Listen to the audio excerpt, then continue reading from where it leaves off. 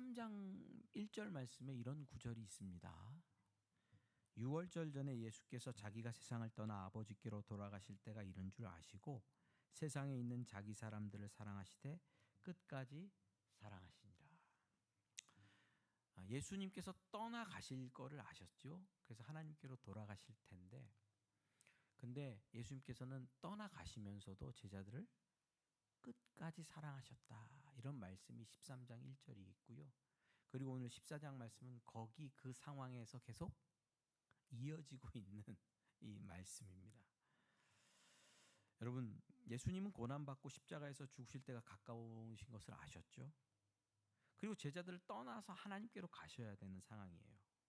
그리고 제자들은 남겨져 있을 거예요. 세상은 이리와 늑대처럼 사단이 제자들을 잡아먹으려고 환난과 핍박과 유혹으로 넘어뜨리려고 하는 그런 곳이죠. 그래서 예수님께서는 끝까지 사랑하시는 마음으로 내가 너희에게 성령 하나님을 보내주겠다 약속하십니다. 성령님은 어떤 분이죠? 영이시잖아요. 그래서 예수님은 올라가실지라도 하나님이신 성령께서 영으로 오셔서 우리의 인생에 동행하시고 함께 주신다고 약속하신 거죠. 어디를 가든지 그가 지키고 보호하신다, 이런 말씀입니다. 요즘 초등학교만 가도 아이들에게 스마트폰을 어머니들이 쥐어줍니다. 어린이들은 여기 뭐 스마트워치라 그래서 차고 있으면 엄마들이 연락합니다. 아들 어디야? 그러면 소리가 나요. 그럼 엄마 나 학원 가다가 지금 축구하고 가려고 운동장 왔어. 그럽니다. 왜 스마트워치를 채워주죠? 초등학교에게? 위험하니까. 어디 있는지 체크하고 어떤 상황에서든지 도와주려고. 예수님께서 떠나가시면서 우리에게 남겨주신 게 있어요. 보내주신 게 있어요. 성령님입니다. 여러분, 매일매일 일상 속에서 그분을 의지하십시오.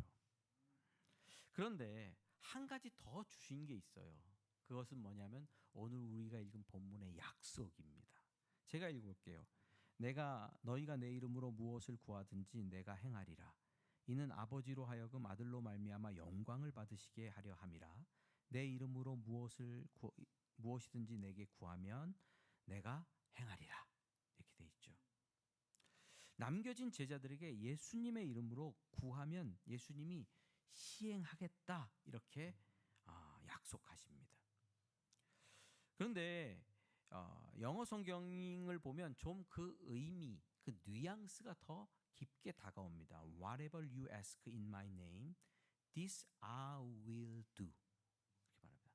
I will do. 이거는 뭐죠? 우리 영어 배웠잖아요. 중학교 때 가면 will은 뭡니까? 의지의 표현이다, 이런 거 배우거든요.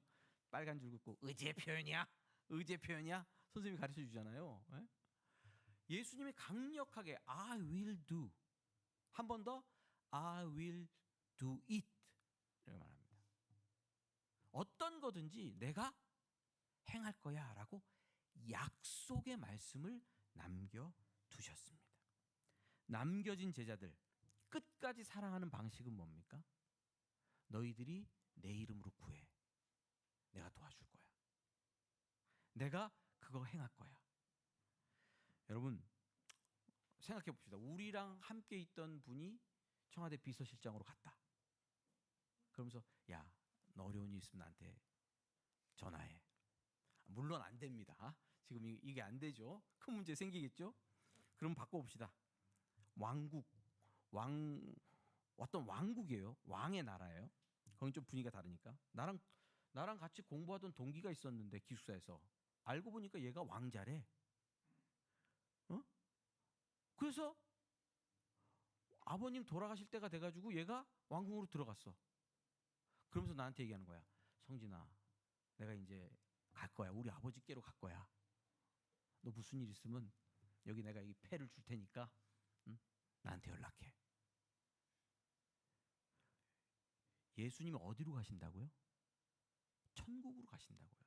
하나님 아버지 보좌 우편에 앉아 계시러 가시는 거예요. 그때 남겨주신 게 뭐예요? 너 내 이름으로 기도해. 내가 내 이름을 너에게 줄게. 내 이름으로 기도해. 그러면 내가 행할 거야. 그대로 행할 거야. 여러분, 기독교는 이 말씀을 붙들고 2000년 넘는 핍박의 역사를 견뎌왔습니다. 많은 사람들이 교회를 죽이려고 했고 교회를 멸하려고 했습니다. 실제로 중국의 문화혁명 때에 모든 교회는 문을 닫았습니다. 모든 교회가 문을 닫았어요. 성경이 불타 없어진 줄 알았습니다. 중국의 문이 다시 열려서 미국 사람들이, 선교사님들이 들어가 보니까 교회가 살아있어요. 그것도 그냥 살아있는 게 아니고 그 전보다 더 번성했어요. 그렇게 잡아 죽이려고 하고 핍박하고 박해하는데도 교회가 살아있는 이유는 뭡니까? 너희들 나에게 기도해. 나에게 구해. 무엇이든지 구하면 내가 도와줄 거야. 저는 이 본문을 읽으면서 요즘 뭐 영화 같은 데 보면 그 전쟁 영화 같은 거 보면 뭐 주로 미군 얘기인데 미군들이 잘하고 있다는 얘기는 아닙니다. 어쩔 수 없는 예화라서 듭니다. 미군 뭐 한 소대가 이제 어디 전쟁하러 갔어요. 근데 둘러싸여요. 이렇게 적들에 둘러싸여요. 그리고 막 몇백 명의 적들이 한꺼번에 막 다가오는 거예요. 포위하고. 그럴 때 어떻게 합니까? 미군들은 어떻게 해요? 공중 지원합니다. 공중 지원. 이걸로 무선으로 지금 여기 좌표 어디에 지금 적들이 우리를 둘러싸고 있다. 공중 지원 필요하다. 그러면 5분 후에 우리 전투기가 도착한다. 사인이 와요. 그리고 5분 10분 견디면 적들에게 폭탄이 투하되고 도움이 그 소대에게 임합니다. 여러분, 예수님은 그냥 떠나지 않으셨습니다. 끝까지 제자들을 사랑하셨습니다. 근데 제자들이 남겨져서 힘들고 어려운 핍박과 고난의 상황에 있을 것을 아셨습니다. 그래서 성령을 보내주셨을 뿐만 아니라 약속도 해줬습니다. 무엇이든지 구해. I will do it. 내가 전능하신 창조주 하나님 옆에 보좌 우편에 있어. 너희들이 구하는 것은 내가 하나님 아버지께 말해서 시행하도록 할 거야. 이런 말씀을 남겨두고 가셨다 하는 겁니다. 여러분, 사람들은 기도를 옵션으로 생각합니다. 신앙생활하는 분들이. 해도 되고 안 해도 되고 그냥 해도 되고 안 해도 되고 이렇게 생각합니다. 근데 제가 창세기부터 요한계시록까지 아무리 성경을 보고 계속 성경을 가르치고 또 저도 해봐도 기도는 옵션이 아니더라고요. 기도하면 살고 기도 안 하면 죽어요. 그게 신앙이에요.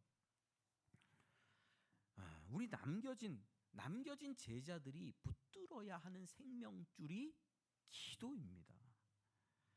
왜냐하면 남겨진 제자들은 어떤 중립지역에 있는 사람들이 아니에요. 그리스도인들이 착각하면 안 됩니다. 나는 어떤 신앙의 중립지역에 있고 안전지대에 있어서 나는 공격을 받지 않아. 내 인생은 편안해 생각하고 있다면 오해고 뭘 모르는 영적 현실을 모르는 가운데 있는 거죠. 여러분, 우리 예수님을 믿는 사람들은 좋든 싫든 알든 모르든 선한 싸움을 위해서 부름받았습니다. 믿으십시오. 선한 싸움. 구경꾼은 없습니다. TV에서 전쟁 소식이 들리죠? 우리는 TV를 봅니다. 처음에 충격적인 것들, 예전에 충격적인 것들은 CNN 뉴스를 통해서 미국이 그 걸프만에 가서 싸움하는 모습이 그냥 생중계가 된 거예요. 전 세계로. 많은 사람들이 충격을 받았습니다. 거기서 폭탄이 터지고 하는 장면이 그냥 실시간으로 온 세계로 중계가 되고 그런 싸운 모습이 봤거든요. 거기서 많은 사람이 죽는 모습, 다치는 모습, 한 나라가 깨지는 모습을 팔짱 끼고 TV 브라운관으로 봤습니다.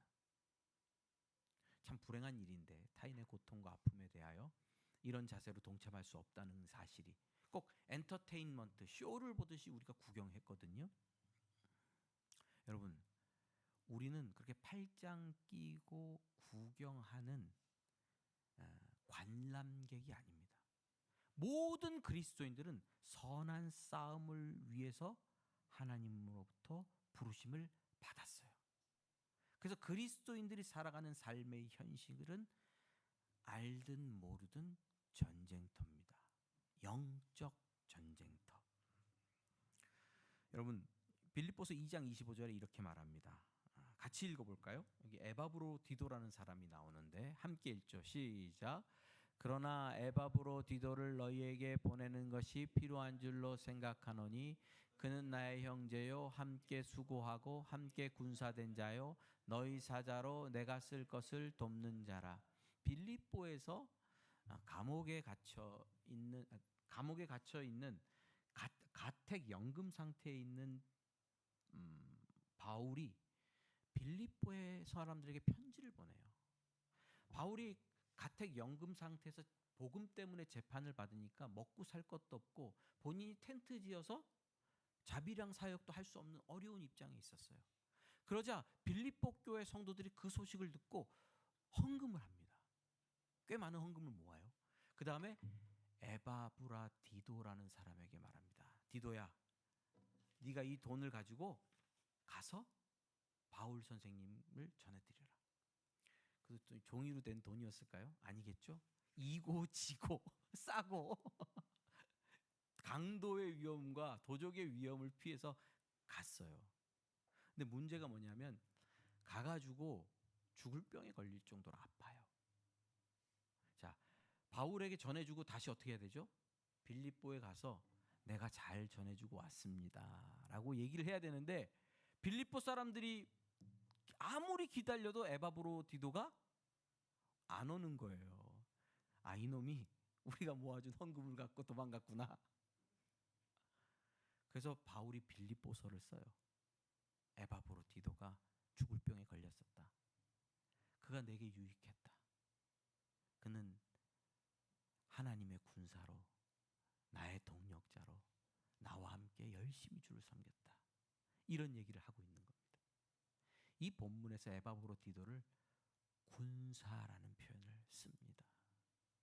여러분, 모든 그리스도는 군사입니다. 에바브로디도가 한 일이 뭐예요? 이거 좀 전달해줘. 너가 가서 바울 목사님께 이거 헌금 좀 전달해줘. 회계 집사님이었을까요? 전달해줘. 이거 무슨 군대가 하는 일이에요? 그러나 영적으로 성경이 볼 때는 하나님의 일을 하는 군인인 거죠. 그럼 뭐를 받아요? 반드시 적들의 공격의 대상이 됩니다.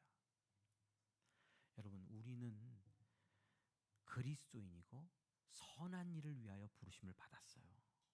선한 일을 위하여. 목사님, 저는 뭐 별로 그런 게 없는 것 같아요. 여러분, 직장에서 그리스도인으로 살잖아요. 예수 믿는다고 교회 다닌다고 말하면 그때부터 뭐가 쏟아지죠? 예수 믿는데 왜 그래? 그럽니다. 주일날 나와서 일할 때 되는데 나 교회 가야 되는데 어떡하죠? 그럼 예수 믿는 게 핍박이 들어옵니다. 공격이 들어옵니다. 작은 일이라도.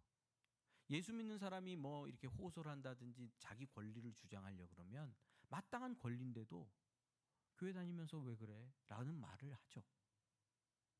그렇죠? 마땅히 줘야 되는 건데도 주십시오. 그러면 교회 다니는 애가 왜 이렇게 자기 권리를 찾고 자기 것뿐이 몰라? 사랑이 없어? 이렇게 나옵니다. 공격이 시작되죠. 이런 삶 속에서 우리는 사랑도 해야 되고 인내도 해야 되고 복음도 전해야 되고 이런 선한 영향력을 미치는 싸움을 싸워야 되죠. 이게 큰 싸움입니다. 모든 그리스도인은 이런 싸움으로부터 시작해서 복음을 전하고 하나님의 뜻을 이루어야 되는 군사로 부르심을 받았습니다. 그래서 누가 공격할까요? 적군이 공격합니다. 베드로전서 5장 7절 9절.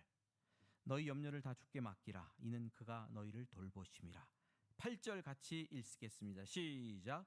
근신하라 깨어라. 너희 대적 마귀가 우는 사자같이 두루다니며 삼킬 자를 찾나니. 여기까지만 보지요.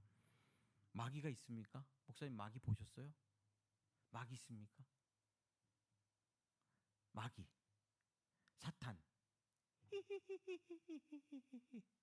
마귀 있습니까? 귀신 있어요? 성경은 말합니다. 너희 대적 마귀가 삼킬 자를 찾는데 사자처럼. 그 삼킬 자는 누구겠습니까? 저와 여러분들입니다. 여러분들은 관람객이 아니고 TV 시청하는 분도 아닙니다. 이미 전쟁터에 보내진 군사입니다. 마귀가 절대 여러분들을 그냥 두지 않습니다. 여러분들을 예수 그리스도에게서 떼어놓으려고 하고 비진리 가운데 거하게 하려고 하고 여러분들의 숨통을, 영적 숨통을 끊어놓으려고 합니다. 때로는 고난으로 짓누를 수도 있고 때로는 병으로 무너뜨리려고 할 수도 있습니다. 이런 모든 상황 속에서 우리는 약속하신 예수 그리스도를 의지해야 됩니다. 무엇이든지 구해. 왜? 마귀가 무엇이든지 빌미만 있으면 우리를 넘어뜨리려고 하기 때문에 우리는 무엇이든지 언제든지 구해야 됩니다. 왜? 마귀는 언제든지 우리를 넘어뜨리려고 하니까. 예수님은 하나님 보호자 우편에서 온 세상의 권세, 하늘과 땅의 모든 권세를 가지고 우리 인생을 도와주시려고 기다리고 계십니다. 우리가 사는 곳이 군사니까 전쟁터겠죠. 그 전쟁터 중에 가장 치열한 전쟁터가 어디냐면 가정입니다. 가정은 가정은 천국이 아닌가요, 목사님? 가정이 지옥인 경우가 많습니다. 아닙니까? 가정이 지옥인 경우. 넌 지옥에 살고 있니? 가정이 지옥인 경우가 많습니다. 그리스도인의 가정이 깨지면 교회도 깨어지죠.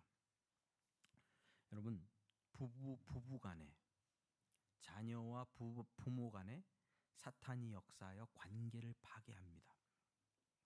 깨지는 것이죠. 미움과 다툼이 싹틉니다. 잠을 자도 편하지 않고 밥을 먹어도 편하지 않고 힘들고 고통스러운 상황 속에서 주님을 떠나도록 하죠. 요즘 자녀 세대들은 세속주의라는 이 홍수의 물결에 휩쓸리고 있죠. 가정이 온전히 서지 못하면 자녀 세대들이 그 홍수에 휩쓸려 가게 됩니다. 여러분, 돈 때문에 우는 자리가 어디예요? 가정이에요. 건강 때문에 절망하게 자는 자리가 어디예요? 가정이에요. 그곳에 마귀가 역사하여서, 사탄이 역사하여서 침투해서 넘어뜨리려고 합니다. 이런 가정에서 잔소리, 심리학적 방법, 그리고 근심 걱정으로는 싸움에서 이길 수가 없습니다. 기도해야 됩니다. 구하라.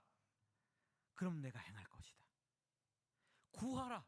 그럼 내가 반드시 도와줄 것이야. 라는 약속을 믿고 기도해야 됩니다.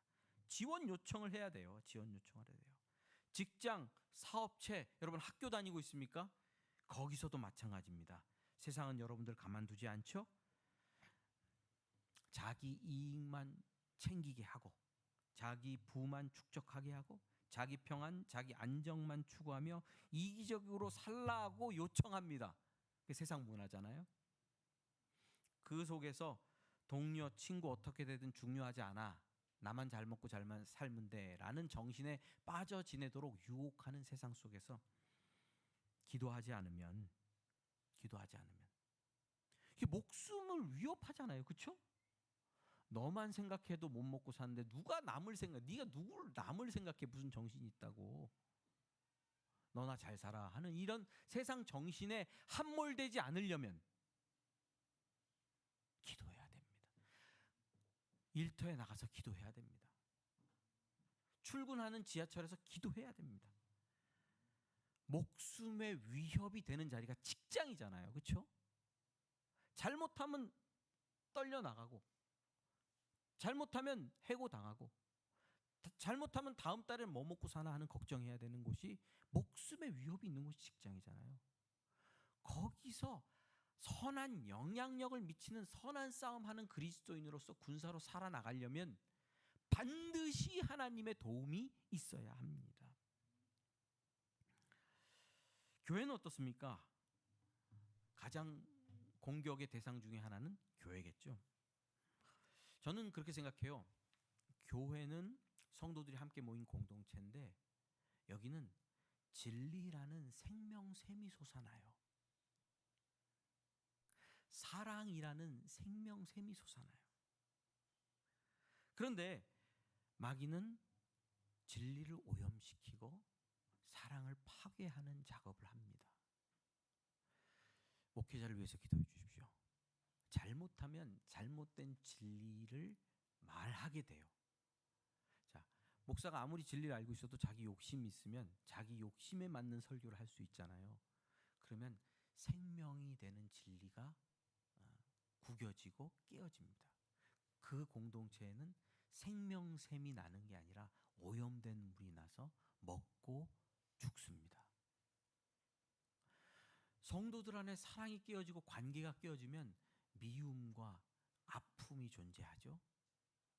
그런 곳에는 예수 그리스도의 사랑이 증언되고 증거될 수가 없죠. 죽은 내, 썩은 내만 나는 거죠. 그러면 사람들은 교회를 떠나게 되고 구원의 문이 닫혀지고 선교의 문이 닫혀지고 하나님의 뜻이 세상에 이루어지기 어려운 상황에 빠지게 됩니다. 그래서 사탄은 교회를 공격합니다. 우리 교회는요. 여러분, 그 사랑하는 교회는 공격받고 있습니다. 사탄이 공격하고 있습니다. 적진의 한 가운데 저와 여러분은 이 교회를 이루고 살아가고 있는 겁니다. 기도해야 되겠습니다. 기도해야 되겠습니다. 교회가 한 목사의 개인적인 비전과 야망에 취해서 운영되면 안 되고요. 성도들이 개인적인 이익을 위해서 내 성공과 내 인생의 발전, 자아 성취를 위한 어떤 기도의 대상, 그렇죠? 이 되어서도 안 되겠습니다.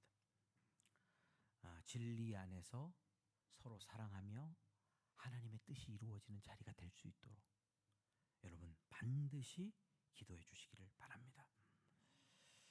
그런데 교회는 또 문제가 뭐냐면 목사 혼자 세워갈 수 없다는 겁니다. 우리는 공동체잖아요. 혼자 교회라고 부르지 않고 모여야 교회라고 부르잖아요. 그렇죠? 회니까 회. 맞죠? 목사 혼자 있다고 교회가 되는 건 아닙니다. 자동차 보십시오. 엔진이 암만 좋아도 뭐가 나쁘면 바퀴가 없으면 못 가잖아요.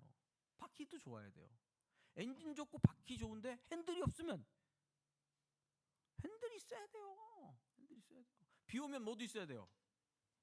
와이퍼도 있어야 돼요. 와이프 아니고 와이퍼가 있어야 돼요. 모두 온 교인들이 건강하게 진리 안에서 하나 되어야 교회가 건강한 공동체로 세워집니다. 그래서 교회는 하나님께 예수님의 이름으로 구해야 됩니다. 교회를 위해서 별별 것들, 별별 일들 다 구해야 됩니다. 별별 일들, 별별 것들 가운데 마귀가 역사에서 넘어뜨리고 세속주의와 잘못된 사상들이 우리를 무너뜨릴 수 있기 때문입니다. 그러나 이렇게 제가 이런 얘기를 하면 걱정하시는 분들이 있어요. 목사님, 그럼 개인적인 기도는 안 해도 되나요? 나도 힘든데요. 개인적인 기도는 안 들어주고 이게 뭐 이게 정적 전쟁, 교회, 뭐 가정, 뭐 이런 것만을 위하고 대의만을 위해서 살아야 됩니까? 제가 신앙생활을 오래 한 청년들 만나면 만날수록 참 답답한 게 뭐냐면 직장이 이제 그 없어졌어요. 말하자면 사업이 뭐 회사가 부도가 나서 이제 자기는 직장을 못 다니게 됐어요. 그래서 기도 제목이 뭐라고 물어보면 하나님의 뜻대로 하나님의 뜻을 자기가 잘 알기를 원합니다. 제가 깜짝 놀랐어요. 아니, 직장을 위해서 기도해야지 하나님의 뜻을 위해서 구한다고? 그게 신앙이 좋은 거예요? 바보지. 성경 어디를 봐요? 여러분, 직장 문제를 위해서 기도해야 됩니다. 네? 하나님이 우리 인생을 도와주십니다. 자, 아주 쉽게 설명할게요. 우리 교회 모든 성도들이 하루아침에 다 직장을 잃었다. 그럼 이 교회는 어떻게 돼요? 주일날 밥을 못 먹어요. 그렇게 돼요. 교회 유지가 어려워져요. 여기 계신 한 사람 한 사람들 하나님의 도움을 다 매일매일 삶 속에서 받아야 돼요. 그게 당연한 거예요. 주기도문의 첫 구절이 뭡니까? 하늘에 계신 우리 아버지요. 밥 주는 건 기본이지. 밥 주는 건 기본이지. 먹고 살려주는 것은 기본이지. 그것도 없는데 대의를 위해서 싸울 수는 없는 거잖아요. 이건 아주 기본적인 겁니다. 여러분, 먹고 사는 모든 일 주님께서 책임지신다 약속했어요, 이미. 그래서 당연히 우리의 인생은 예수님의 다스림 가운데 있습니다. 학업 문제, 여러분, 학업 문제 누가 통치하십니까? 하나님이 다스리세요. 대학 가고 말고 좋은 성적을 받고 말고 하는 모든 일도 저는 주님께서 간섭하신다라고 믿습니다. 그래서 제가 은혜를 받아서 삼수해가지고 총신대학 갔잖아요. 원래 못 갈 건데 삼수도. 삼수할 때도 제가 그 연애질에 빠져가지고 방황했습니다. 주의 강력하신 도우심으로 우리 어머님이 금식하고 기도하셔서 회개하고. 여러분, 직장 문제는 누가 책임지시나요? 직장의 문을 누가 열어주세요? 하나님이 열어주세요. 생사화복의 주인이 누굽니까? 하나님이죠. 나를 지으신 분이 누구세요? 창조주시죠.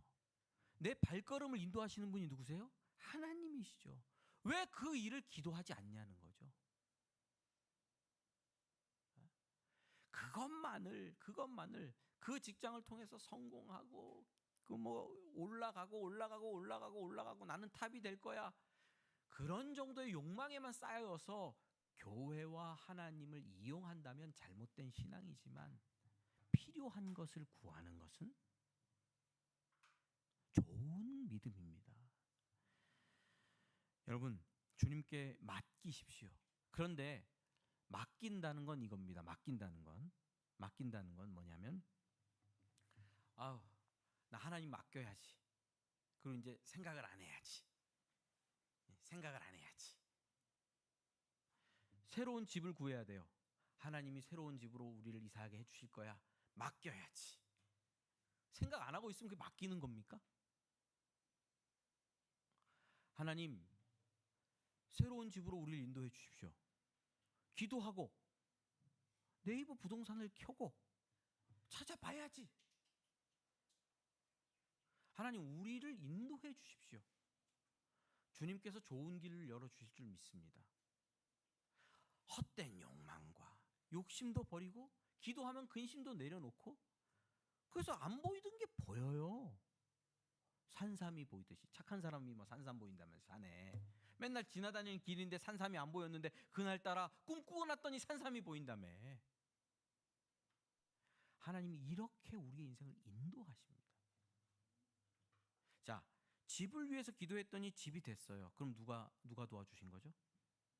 아, 하나님이 도와주셨구나 아는 거예요. 그때부터. 직장 문제를 위해서 기도했더니 직장 문제가 열렸어요. 그럼 그 직장은 누가 도와준 거예요? 하나님이. 근데 뺑뺑 기도도 안 했는데 그냥 됐어요. 그럼 어떻게 된 거예요? 우연히 될래니까. 기도한 사람만 하나님의 역사였음을 확인합니다. 여러분, 기도 안 하면 하나님이 여러분들 쫄쫄 굶겨서 죽일까요? 아니에요. 기도 안 해도 먹여 살려주시고, 아유 저놈 저거 어떡하냐 저거 저러다 죽겠다 그럼 조금 도와주시겠죠. 그러나 그게 하나님의 역사인 줄 어떻게 아냐고.